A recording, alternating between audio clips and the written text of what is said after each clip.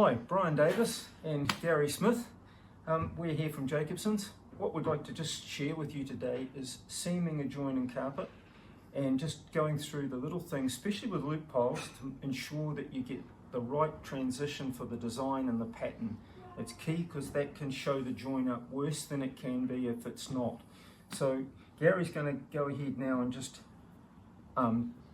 heap bond tape the carpet together and then tuck it all down as though it was a join inside a home. Gary, I'll pass it on to you, mate. Okay, mate, good as gold. What we've got here is we've already laid a sheet. So this is in place. We've seamed the sheet, seamed both bits. This is a loose bit. Once you've actually cut the join, what you do is hold the seam sealer up like this and you do both edges. Then you jump over and you do the other one. So why do you do that, Gary? Just so the carpet edge doesn't fray. So you'd let that dry, okay? You'd let that dry, then we line up the seam. What I like to do here, before I line up the seam, is I'll put my tape in. Now this bit of carpet is under tension, this one isn't. We have to put this carpet under tension as well when we do the join, otherwise when you power stretch or knee kick, it will pull the tension. Both bits of carpet need to be the same, under the same tension, so they don't pull. Hey mate, I see you've actually put the tape on the smooth edge this end. Yeah, that's just to hold it in place. So I'll pull this down and poke it on the smooth edge too. That just holds the two ends.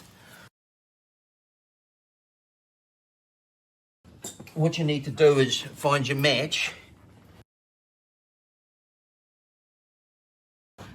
It actually joins this way as well. And if you don't do this, you will see it if you stand back, you will see it. What we do is I'll clip in one end and we'll put this, okay. Then we get the knee kicker or power stretcher. Just give it a little tap.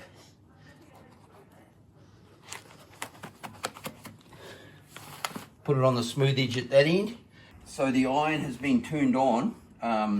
It'll be hot enough now. You've got to be really careful here. You're really careful here to get you can see that could drip on your carpet. And you don't want to touch the top of your carpet with a hot iron. Okay, you leave that there for a little bit. Right, what I like to do is just have a look. Make sure it's hot enough.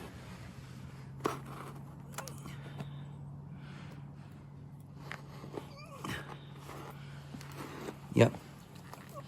And we'll put this piece in.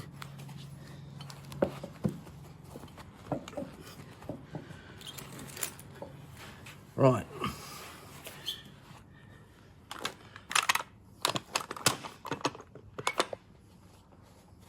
Thread it in with your fingers.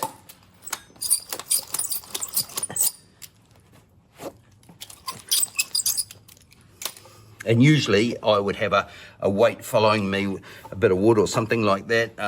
There are specialty tools for it. You can fill them with water, just as a weight here, but there's not a lot of room on this.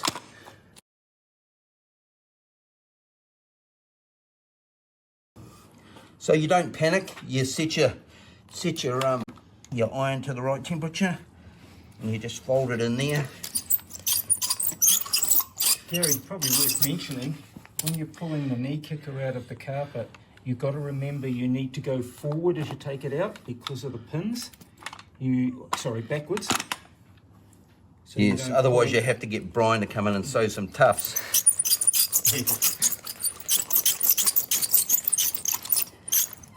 Yeah, that's very important. And you want to set your pins to the right depth.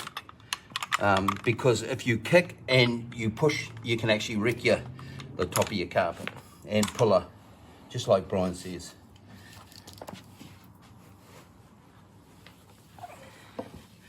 Oh, hang on, I'll just... Yeah. Thanks, mate. So it's all about setting the carpet up so it joins nicely. The art is setting the joint up in the first place.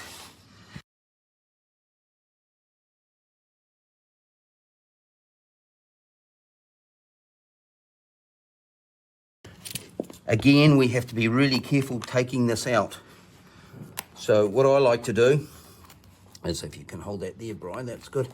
I like to actually, a bit of juice, put it on the end.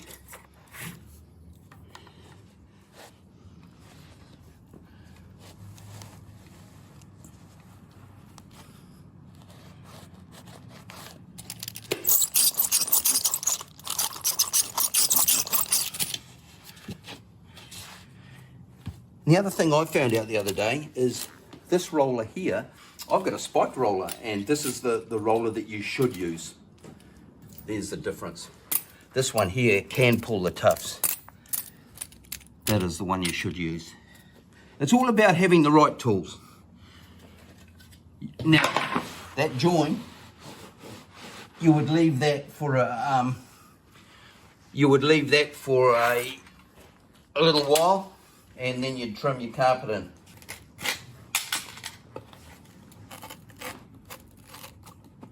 This is a bit hard because the whole room moves.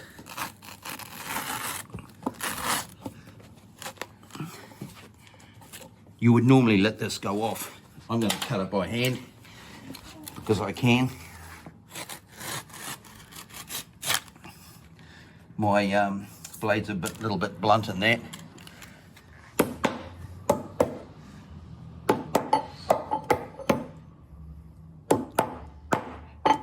You actually hit it like this on a bit of an angle, which puts it under a bit of pressure, and then you just tap it down. And it's a nice finish. Another good thing I always used to do after finishing a room is give it a vacuum. You give the people nothing to look at.